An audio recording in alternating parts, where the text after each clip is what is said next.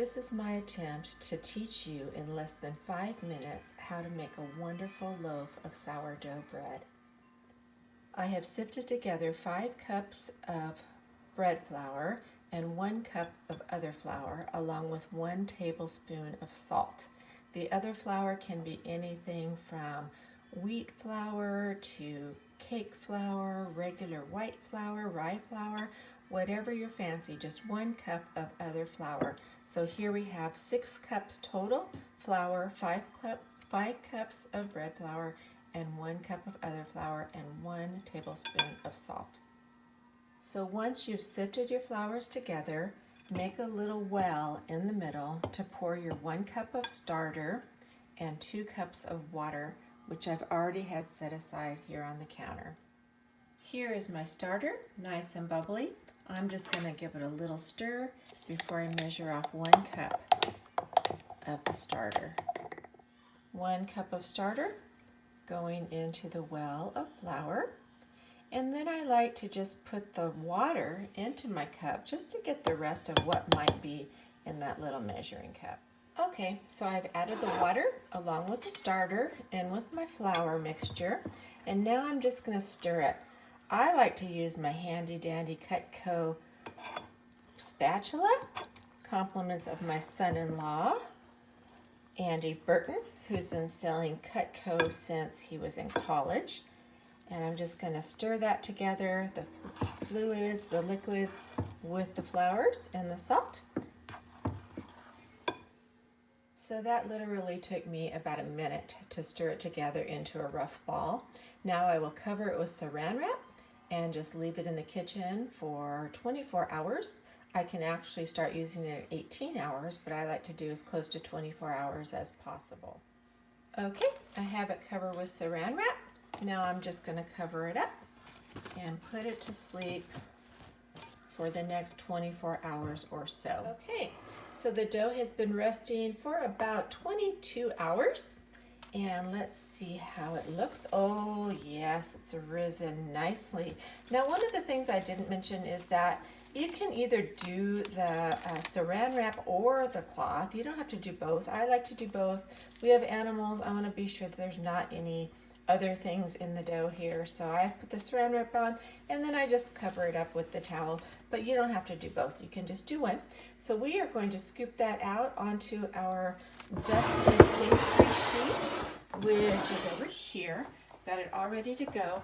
This actually is Tupperware. I've had this for, gosh, about 18 years.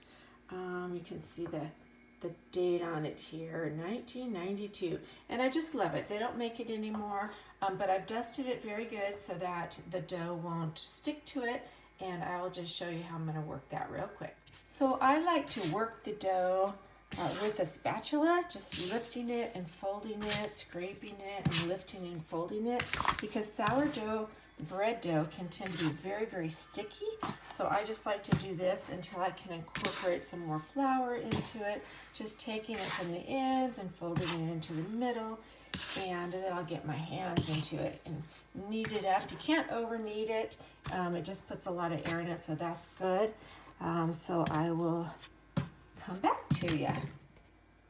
So I've placed my dough in the bowl, and now I'm just going to cover it up loosely.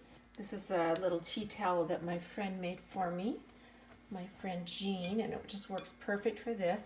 And that's going to sit for 2 hours.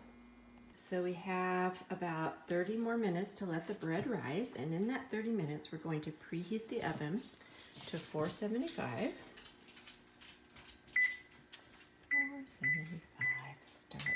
And we're actually going to put our Dutch oven into the oven so that it preheats also for 30 minutes. Okay, it's been 2 hours. The bread is finished rising. Let's see how it looks. Oh, it looks good. It's ready to go. The oven is preheated. And what we are going to do is we are going to take some parchment paper. We're going to put it over the top of this bowl and then cover that with a pie plate and then flip it over so it's on top of the parchment paper. Okay, so we flipped it over. Now we're going to take off our towel. It's kind of in a little bowl so that it kind of keeps its shape better that way. Dust it a little more, and then we're going to put some score lines in it so that when it rises, it'll have some nice pretty designs. It's in the pan. We just put the lid on. Don't worry about the parchment paper. It doesn't burn. It cooks well. We'll toss it in the oven. Okay, let's see how it's doing. Voila! Oh, it's beautiful. We'll leave the lid off for about 5 minutes so it gets nice and brown. Oh my goodness, look at this beautiful loaf of sourdough bread. Everyone comes out a little bit different. So pretty and fresh. It's going to be so good. This one is for my friend Laura.